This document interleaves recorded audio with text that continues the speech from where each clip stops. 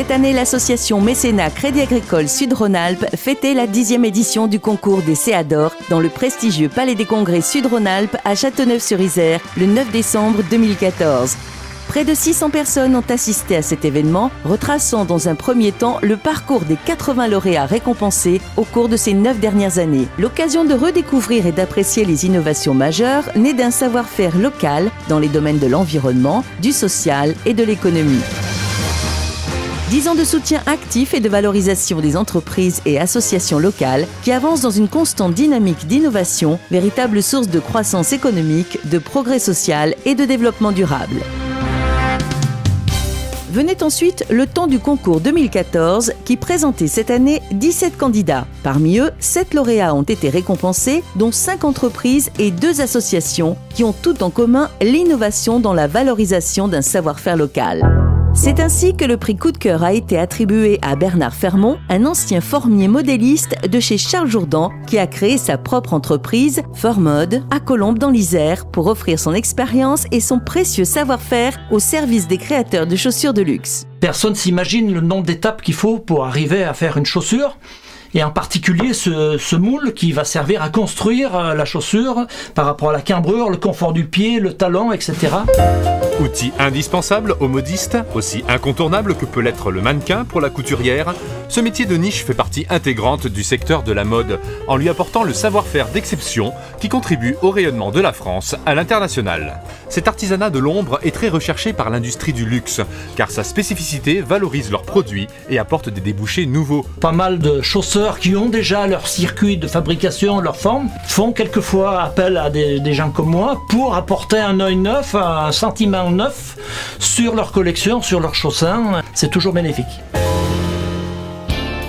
Autre innovation, cette fois dans le secteur social, avec l'association Bulle de Bébé qui propose un service de proximité dans le secteur de Vienne et de Saint-Maurice-l'Exil en réunissant dans un seul lieu des professionnels de santé spécialisés pour les tout jeunes parents et leurs bébés. L'idée première était de proposer en fait une somme d'activités pour ces mamans, mais vraiment centrée quand même principalement dans le soutien et l'accompagnement, mais également dans ce temps qu'on allait consacrer à l'écoute, parce que ça n'est fait nulle part, et vraiment se placer là où le manque était.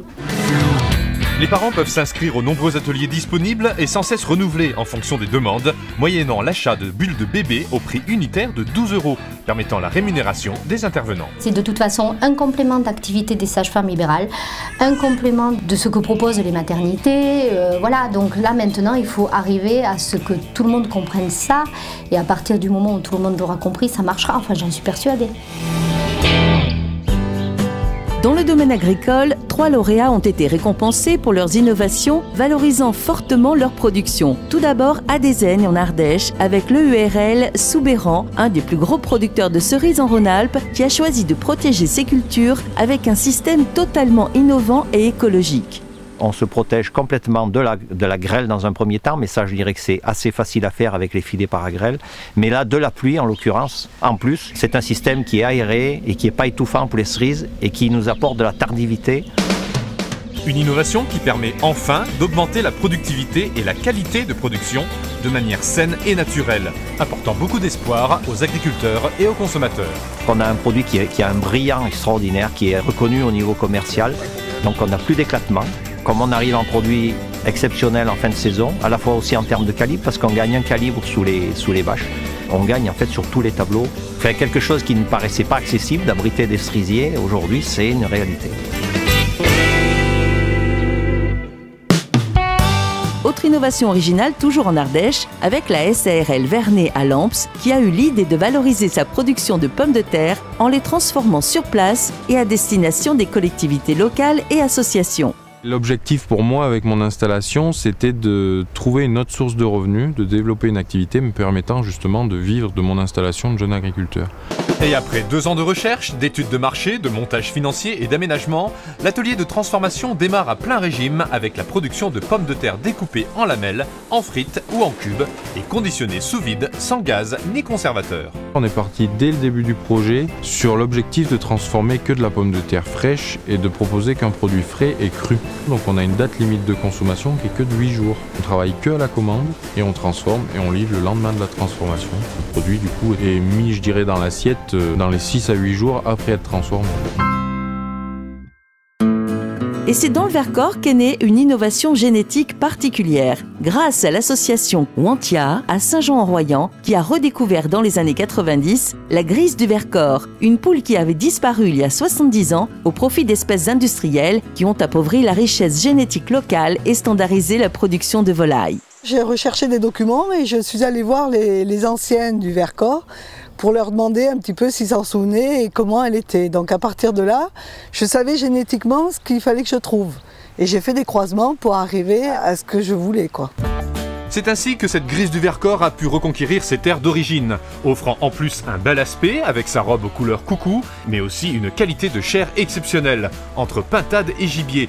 Dévorant 500 grammes de déchets par jour et pondant un œuf tous les 2 jours environ, cette poule est parfaitement adaptée à son terroir et devient le compagnon idéal des familles qui souhaitent revenir à plus de naturel.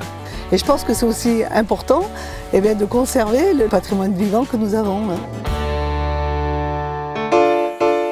Dans le domaine de la technologie, 2 entreprises ont séduit le jury par leur innovation écologique qui favorise également le développement économique local, tout d'abord dans la Drôme à Saint-Bardou avec Patrick Crémilleux qui a mis au point un système économique et ultra rapide de lavage des caisses de fruits. Le principe restera toujours un tunnel de lavage ou une grosse machine à laver, mais après tous les petits trucs que l'on peut voir à côté font que ça fonctionne, quoi. On en est à plus de 2 millions de caisses passées dans la machine.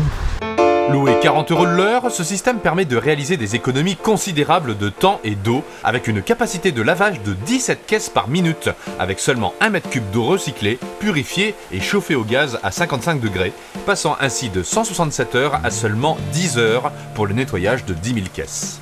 Je veux dire, d'une année sur l'autre, j'ai des clients qui vont de plus en plus vite, ce qui me fait d'autant plus plaisir parce qu'ils font des économies.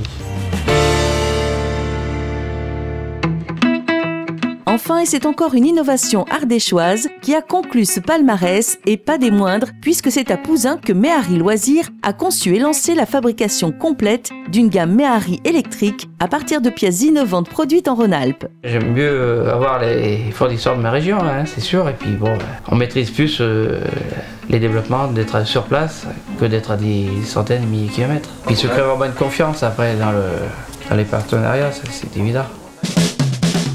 Livré avec 3 capacités de batterie différentes, permettant une autonomie de 50, 100 ou 150 km en fonction des besoins, la Concept E prolonge à nouveau la vie incroyable de cette voiture immortelle, en lui offrant en plus des vertus écologiques, économiques et silencieuses. Le véhicule étant léger, tout s'y prête pour le faire.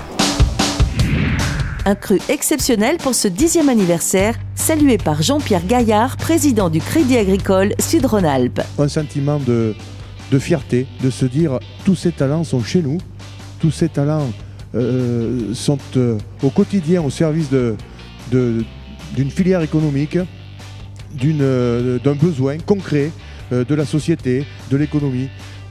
Pourtant je connais depuis 10 ans les Seador et là j'ai découvert ces talents et franchement, une fois de plus, j'ai été scotché, bluffé. L'innovation elle commence au cœur de notre territoire.